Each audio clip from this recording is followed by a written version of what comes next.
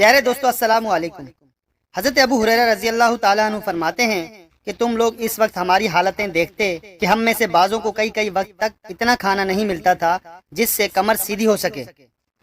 میں بھوک کی وجہ سے جگر کو زمین سے چپٹا دیتا اور کبھی پیٹ پر پتھر باندھ لیتا تھا۔ ایک مرتبہ میں راستے میں بیٹھ گیا جہاں کو ان حضرات کا راستہ تھا۔ اول حضرت ابو بکر صدیق رضی اللہ تعالیٰ عنہ گزرے۔ میں نے ان سے کوئی بات پوچھنا شروع کر دی۔ خیال تھا کہ یہ بات کرتے ہوئے گھر تک لے جائیں گے اور پھر عادت شریفہ کے موافق موجود ہوگا اس میں تواضع ہی فرمائیں گے، مگر انہوں نے ایسا نہ کیا۔ غالباً ذہن منتقل نہیں ہوا یا اپنے گھر کا حال معلوم ہوگا کہ وہاں بھی کچھ نہیں۔ اس کے بعد حضرت عمر رضی اللہ تعالیٰ عنہ تشریف لائے۔ ان کے ساتھ بھی یہی صورت پیش آئی۔ پھر نبی اکرم صلی اللہ علیہ وسلم تشریف لائے اور مجھے دیکھ کر مسکرائے اور میری حالت اور غرض سمجھ گئے اور ارشاد فرمایا، ابو ہریرہ میرے ساتھ آؤ۔ میں ساتھ ہو لیا۔ حضور صلی اللہ علیہ وسلم گھر تشریف لے گئے۔ میں ساتھ اندر حاضری کی اجازت لے کر حاضر ہوا۔ گھر میں ایک پیالہ دودھ کا رکھا ہوا تھا جو خدمت اقدس میں پیش کیا گیا۔ دریافت فرمایا کہ کہاں سے آیا ہے؟ غرض کے فلاں جگہ سے حضور صلی اللہ علیہ وسلم کے لیے ہدیے میں آیا ہے۔ حضور صلی اللہ علیہ وسلم نے ارشاد فرمایا، ابو ہریرہ جاؤ اہل صفہ کو بلا لاؤ۔ اہل صفہ اسلام کے مہمان شمار ہوتے تھے۔ یہ وہ لوگ تھے جن کے نہ گھر تھا، نہ در تھا، نہ ٹھکانہ، نہ کھانے کا کوئی مستقل انتظام۔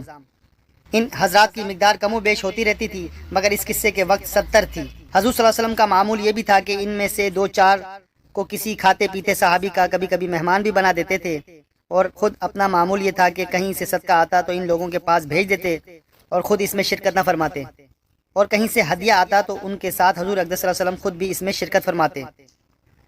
حضور صلی اللہ علیہ وسلم نے بلانے کا حکم دیا۔ مجھے گرا تو ہوا کہ اس دودھ کی مقدار ہی کیا ہے جس پر سب کو بلاؤں؟